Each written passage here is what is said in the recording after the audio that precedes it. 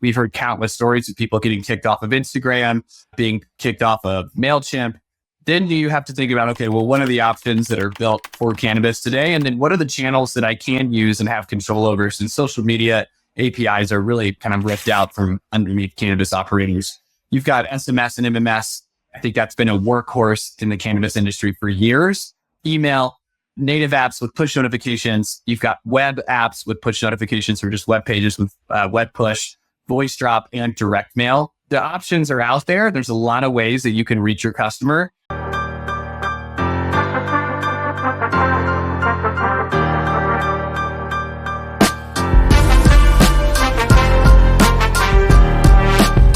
Welcome to How to Flourish in Cannabis. I'm your host, Brian Weber. How to Flourish in Cannabis is a bi-weekly, educational-focused show with experienced leaders in regulated cannabis. Our guests have a wide range of industry experience in law, insurance, real estate, and today, an expert in cannabis retail technology. Our guests have to give general advice, educational knowledge in a subject matter that they're experts in. No pitches here. This is designed to be a masterclass in regulated cannabis. How to Flourish in Cannabis is our effort to elevate and educate. Today, I'm super excited. Our topic today is 5 ways dispensaries can understand and engage with their customers. And I'm really excited to have Wes Paschal on, Chief Revenue Officer and co-founder of Alpine IQ. Formal disclosure before we get into all this, AIQ and Flourish have been partners for a very long time. We chose them for a very particular reason, because they solve such amazing platforms throughout the whole customer experience. So I really couldn't think of a better guest to have on today than Wes, co-founder of the company, to talk about the different ways dispensary operations can understand their customers and also engage with them. So Wes, thanks for joining today. Happy to be here. Thank you for having me on. Well, before we begin, I've known you for a long time, but our audience may not. So Wes, to take a few seconds here, you just got to go over your background, how you got into the cannabis industry, and how you and Nick ended up starting AIQ. Yeah. Well, I think you kind of touched on a little bit of it in your intro. I originally got into the cannabis space because I care about cannabis. It's been a huge positive impact on my life. So when I saw an opportunity to join the industry, I absolutely jumped in head first. And man, that was going on almost a decade ago now. So it's been, roughly like 7-8 years. Yeah, I think so. I'm definitely on the latter half. I'm happy to be a part of it. It's changed so much. And just the 7-8 years that I've been a part of it. Yeah, I originally got into it because I was super passionate about the plant, and I saw this amazing industry that was growing like crazy, or was about to legalize, as we all have been saying now for 8 years. My background is in business development and sales.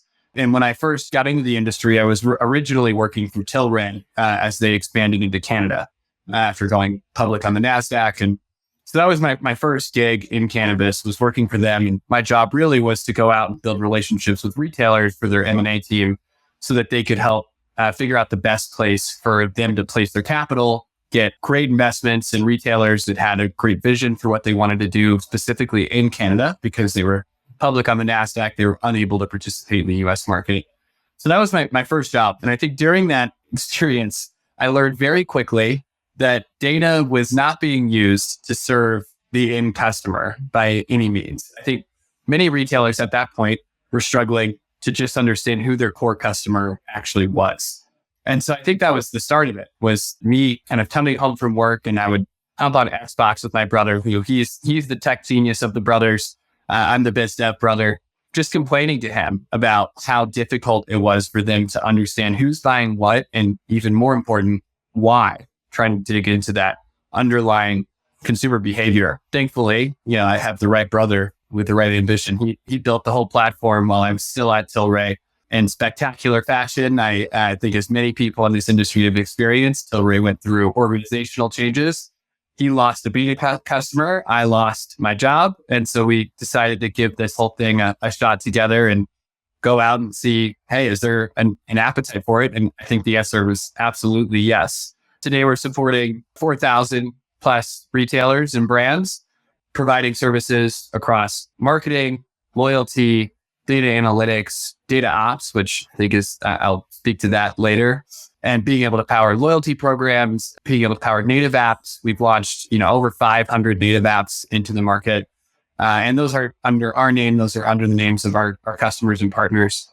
So it's been a wonderful ride. We've grown like crazy, and I'm thankful for the team that helped put us where we are today. And that's kind of the story, going straight from diving into the industry to running a company that's touching, roughly 35% of dispensary transactions in North America.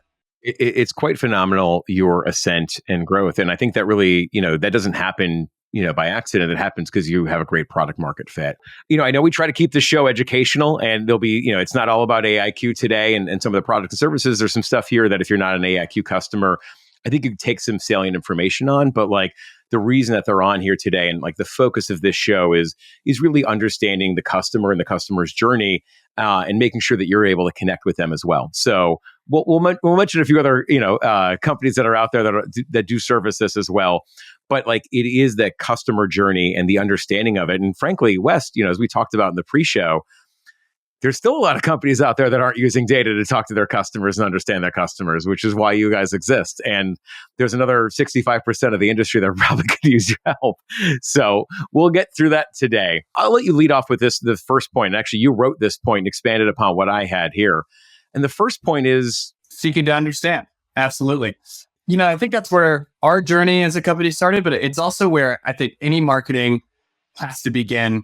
We're not the only company now that has done a lot of improvement and a lot of software tools to be able to make sure that your data that's flowing into the business is clean and it's usable. So when I say seeking to understand before being understood, marketing has to understand who their customer is. And in order to be able to do that, you have to gather data on your customer. One thing that's very unique about the cannabis industry in North America, specifically the United States, is that it's one of the only retail businesses where you have license scans on every single transaction in almost every state. So there's a few exceptions in there, but for the most part, you're gathering consumer information every single transaction, every time they come in and scan that government ID.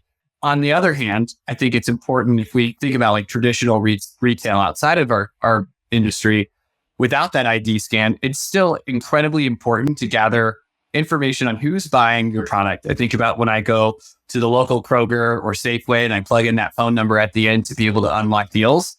I am giving my personal information so that they can see what I'm purchasing with the expectation that I'm going to get one, rewards or discounts in return. There's going to be some type of transaction involved with why I'm giving out my personal information, but two, that they're going to be able to stock their shelves with things that I care about. I think that that's also a critically important piece of using the data. It's not just about using it for outreach and marketing. It's also about making sure that operationally you are stocking the shelves with the things that matter the most to your core customer base. And all that starts with gathering data. So if you're in Canada or you're in one of the markets that doesn't allow scannable government IDs, then I would say start gathering consumer information, start giving them something in return, because it helps your buying team know what's the best thing to put on the shelves in what quantity, and to keep up with that constant hamster wheel that happens as soon as you open your door for the first time. Yeah, that's how you guys started, right? That was the initial idea, was just to be the segment.com of cannabis. We've seen now, point of sale companies have come a long way. I know for a fact that Trees and Dutchie both have done updates and software releases specifically aimed at helping to deal with the issue of duplicate customer records. If you have, 5, 10 stores, each one of those stores might have their own data room. So, a John Doe with a certain number coming in at one location and then going to a different one, it's creating 2 duplicate records. And most systems don't have the ability to see this is the same person.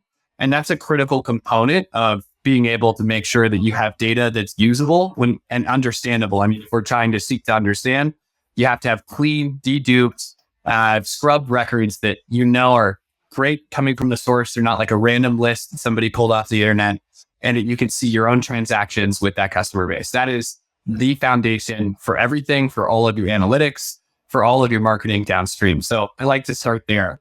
Our first customer that we ever had was solely a data customer. And it was for that purpose of being able to put the right product on the shelves for their customer base, which they had an extremely loyal customer base. That was the Pot Shack in Saskatchewan. They were huge and early in the market, and still maintain a really great position in Saskatchewan today. And they still use us today, 5 years later. So it's been a wonderful journey with them. And I think that they have been, they were kind of great feedback for us to understand how a retailer is using that data to just keep the doors open and everything running smoothly. And make sure you can dedupe that. So for customers like listening at home right now, watching at home right now, what is like an action item that they could do, just from a general point of view, in just making sure that they're able to understand first before being understood? Yes. Ask your technology partners, point of sale, your marketing partner, can they manage deduping records within either the point of sale or a secondary solution downstream from the point of sale, and be able to fix that problem for them? I mean, that's what AIQ does. And that's, I know there's a handful of other companies that do as well. And ask your technology partners. And another key thing here, actually, just to touch on for 2 seconds, is that you should also check to make sure that you own your data. So if you're going to sign up for a point of sale company, make sure that you have the ability to use your data where you want to in whatever solution. All of that information that's stored in the point of sale and the system of record should be usable for you in any way, shape, or form. So ask those questions and look over those agreements, because any company that says, hey, you don't have the ability to manipulate this or take this away, I think that you're already starting off lower than level 1. Yeah, that's definitely a challenge in this industry, is the fine print that free or cheap POS might come with not so free or cheap limitations. I know I said no pitches here, but Flourish can definitely deduplicate and and you own your own data. Oh my gosh. You own your own data with us as well. So I love that, though. I say with all our guests on the show, let's talk about your competitors. Let's talk about our competitors as well. But like, it is a big market. And it does make sense to mention all the names that are out there for the viewers that are watching, because we're here to educate.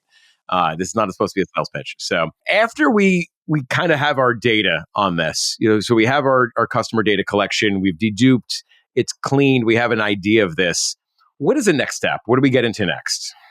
Then we get into the next piece, which is segmentation. It's being able to look at that data and start to actually slice it up into ways that are meaningful for not only your business in a marketing lens, but also meaningful for the customer. So like, we think about most point of sales, Flourish included, have amazing analytics suites that are designed to be able to see what transactions are happening at what velocities. What the segmentation does is it allows you to zoom in on and kind of filter that information through the lens of understanding consumer behavior as a layer on top of it. So you're not just looking at the velocity of sales of certain products, you're looking at the velocity of sales of certain products that are purchased by people over the age of 35 or by people who shop more than 20 times a year. Those types of extra layers allow you to understand kind of the who behind the what is happening.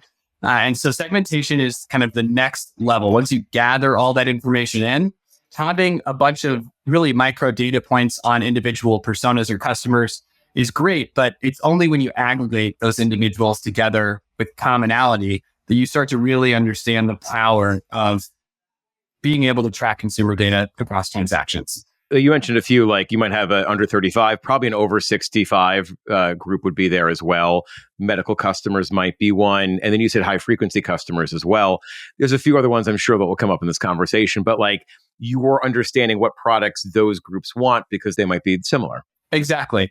And being able to track things that are not purchase related at all. Some things happen outside of the point of sale as a data point. For instance, the website. If you post a great blog about how to make cookies with an infused butter that's for sale in store, or the liquid gummies that are now, I know, on shelves in Colorado, that is, you're able to see who reads that blog or watches that video and then have follow-up communication as a result. So it's not just purchasing behavior that drives great segmentation. It's the whole picture. Are they coming to your website before they shop in store? When was the first time they visit the website? What messages and emails have they interacted with? And what products did they click on within those emails? You're looking at the entire customer journey as a means of segmenting to be able to understand exactly where the value is. What are the most critical customers for you to make sure you're catering your business strategy around them? Because it always starts with that customer first. I do like to use a little story about this. I mean, it's kind of the whole reason that I got into the tech side of the business to begin with. I grew up in a Southern conservative state where cannabis was the plant that we don't talk about, or we talk about it negatively. Of course, when I got into the industry, there was a part of me that just saw, how impactful harmful it is to people with certain medical conditions. And just when you're comparing it solely in a recreational lens, how much less harmful it is than other recreational consumables. I always joked that I wanted to create tools that keep my mom, who has really tried cannabis a handful of times in her life, from walking into a store and walking out and having a terrible evening. With speaking of our core consumer, right? I mean, it's important to be able to identify people who are outside of that core customer base. If we look entirely at the stats that drive the core customer, you're going to only sell super high THC products, or I should say not low THC products.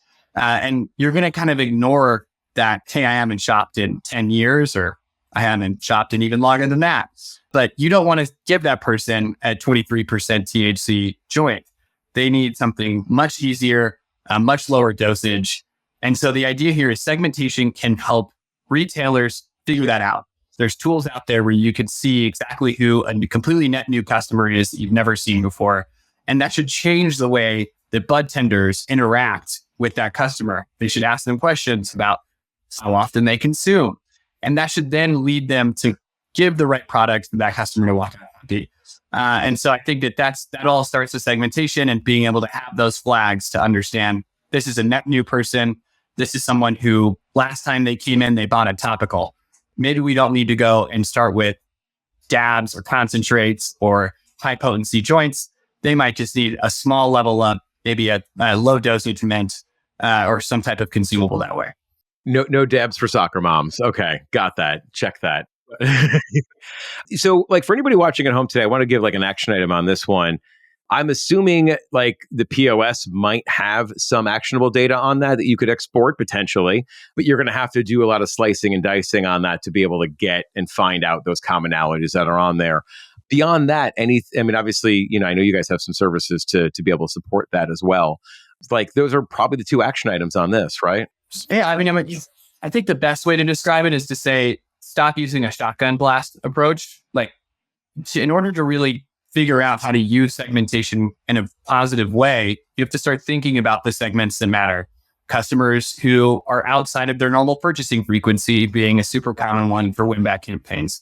So to start thinking about the downstream campaigns and use that to help inform you when you're going to create different market segments. I mean, you can always layer. And so, yeah, I would say start thinking about getting away from mass blasting and marketing and start thinking about the micro campaigns that you can do for small subsets of customers, because those will be much more impactful from the revenue perspective and an ROI perspective. So much more effective. Honestly, it's scary sometimes when I'm, I get an email for something I was just searching for, and I'm like, oh, well, good. I'm glad they nailed that one, because it really nailed the right time, the right audience, the right market. But also, like, I get kind of disappointed now because technology has gotten so well. I get like this blast of an email, and I'm like, why am I getting this? This has nothing to do with me. And you're clearly not investing in the tech on that one. So cool. Okay, so that's your segmentation. Understand who you're selling to, purchase frequency, age, product types. Those are all different categories that you can stick customers in, and you want to engage, segment them that way. And I just to foreshadow the next subject, engaging. So, like, that's the next part. Like, got to talk to them. Yeah, you got to reach out. All that data sitting in a data room, it's doing nothing for the business, and other than potential operational changes with procurement, but it's doing nothing until you start to make it actionable.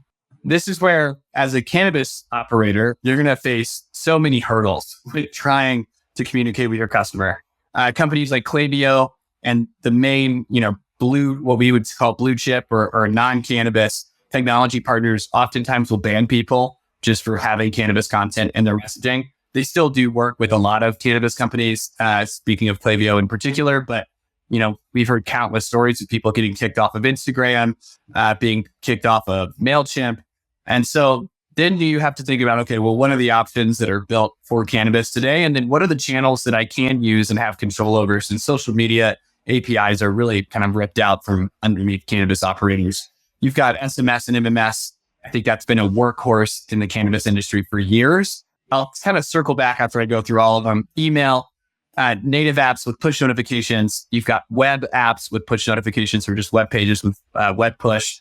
Voice drop and direct mail are all 5 amazing channels. And so the options are out there. There's a lot of ways that you can reach your customer. Some of them take a little bit more work and effort, specifically the native apps with push notifications. But speaking about SMS and MMS being the workhorse, we've been long, saying that they're not super safe. Right now, the way that cannabis has been messaging has been through unregistered text messages. And we know that there are massive changes coming December 1st. And there are a handful of cannabis marketing companies that will be able to work through those changes and maintain the viability of SMS and MMS as a channel. But knowing that it's one of the most expensive outside of direct mail, 2, it's not super safe. It's constantly being targeted by large carriers like AT&T, T-Mobile, Verizon. I always tell people, you should not put all of your eggs in that basket. Email, really the workhorse. It's super affordable, it's easy to collect, and it's fully designable, making it a wonderful option to be the workhorse marketing channel. Native apps with push notifications. This one, I think, is the kind of the golden cup, so to speak. This is exactly what everyone needs to pursue. You can do shopping within Apple apps. You are able to send push notifications that are not able to be filtered. You can use lots of incentives to get massive downloads. I mean, we have people on our platform today where I think it's north of 95% of their customer base use the native app because they set up the structure to where to get the best deals, they absolutely had to. As long as you're respectful of it, I love turning those on. I got a fan delivered today, and Home Depot app just popped up, notified me that it was, but they're not spamming me all the time. You could set your marketing channels the way that you want to be able to do that. And I love that. Yeah, no, all good. Web Push is just a web-based version of native apps and native push. Again, both of those are free for most providers. If they're not, you should talk to your provider. Voice Drop is another one that's great for really doing kind of immediate announcements to people who might be shopping that day. Hey, this store had a closure. I've been on calls where there was a car that exploded in the parking lot, and a voice drop is a great way to notify of that. There was an app a while ago, and I'm name's forgetting it, but it's basically just sending a voice message to somebody to be able to hear the voice message immediately. And it's not a text. It's just a voice message that comes through. Yeah. We've got a guy who does the radio voice on it. He's doing a sports announcement. And it's amazing. I can't share that one by name, unfortunately, but hearing those recordings is super creative. And I would love to receive those calls because they absolutely make me giggle. And, I think that in general, we've seen a pretty big contraction in the cannabis industry over the last, call it year and a half, as all that extra spending money got sucked out of the system, so to speak. What you are seeing now is that there's a lot of store closures in many of the more mature markets as it kind of right sizes. And I always think there's a direct correlation between the stores that are closing and the ones that are not just hedging all their bets on on text messaging as their only channel. I mean, it's been constantly fraught with issues. If you want the business to grow, you got to use more than one channel. You can't put all your eggs in one basket. And more importantly, try to speak to customers on the channel that they prefer to be spoken to. Some people love text. Some people absolutely hate them. Some people love email. And some people love to download a native app. There's different segments of customers that respond better to different forms of communication. And using segmentation and using data analytics, you can get the answers. I know we personally have a tool where it will look at the customer preferences and move down and send the number one preferred for that customer. If they don't have a text opt-in, but they do have a push, send the push and not the text. It's a pretty simple logic that I think a lot of people just don't think about.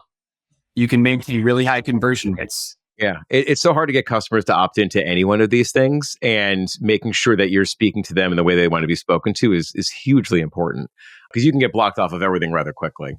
I could see managing, you have an SMS platform, you have an e-com platform that's doing the web pushes, you have your native app platform on there, you're managing a direct mailer program separately. It sounds very complicated. It sounds very complicated to manage all those and then independently, and making sure that those are, speaking to your customers the way they want. I can't even imagine the management task and being able to do that.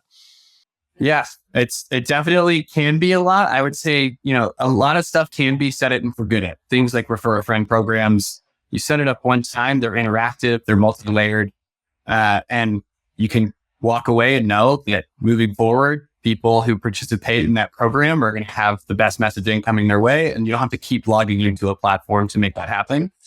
And yeah, I would say just making sure that you give your customers the option to set their marketing preferences will help set the foundation for utilizing the right tools that will allow you to reach them where they want to be spoken to. That's a great action item. I like that one. So Wes, now that we've gotten through this, we understand our data, we've segmented it, we've engaged in it. Even what you were saying there, like engage with the customers that want to be engaged in the way that they want. We're back to listening again, right?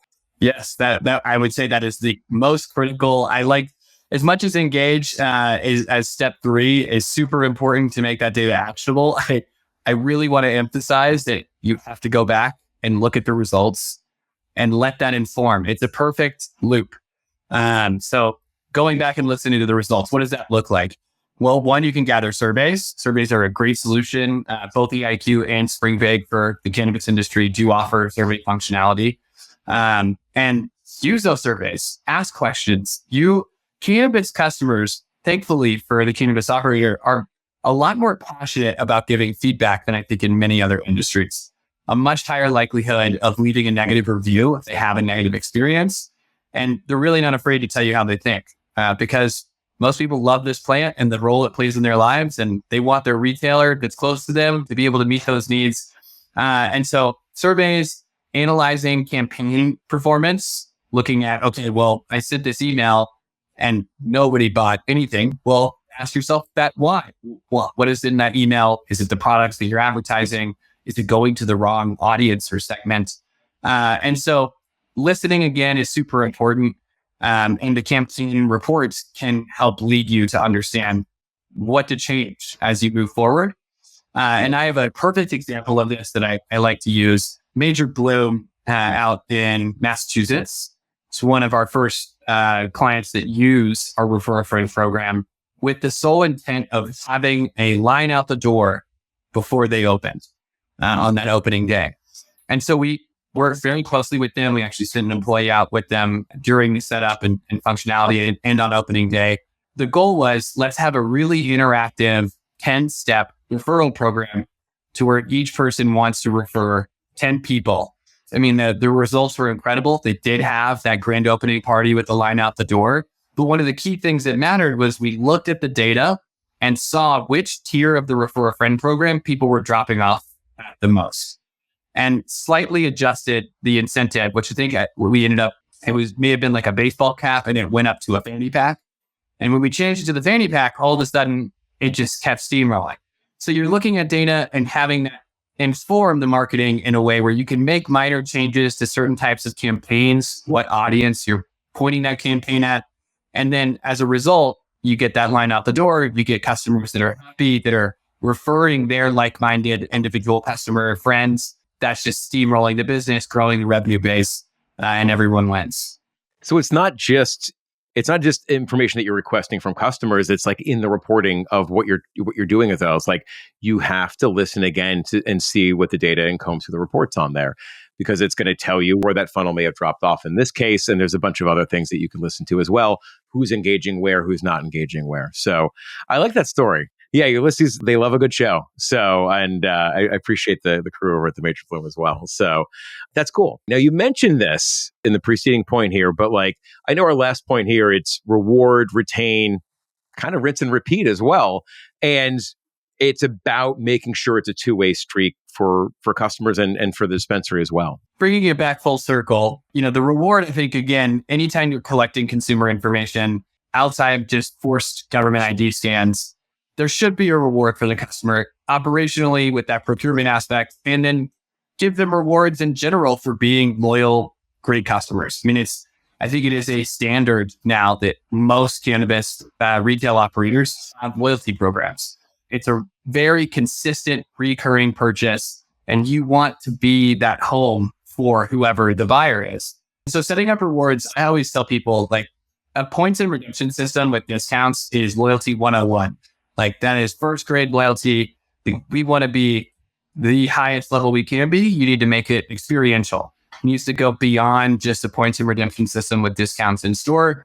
Get out there as much as you can. Sponsor events and local music festivals, cannabis friendly events, and and try to get your name out in a more authentic way by creating loyalty programs that can incentivize customers to participate in real life and not just coming into the store and making a purchase. Yeah, it's got to go beyond just the BOGOs and the 10% off and spend X, get this, and here's a pre-roll for a penny on your birthday.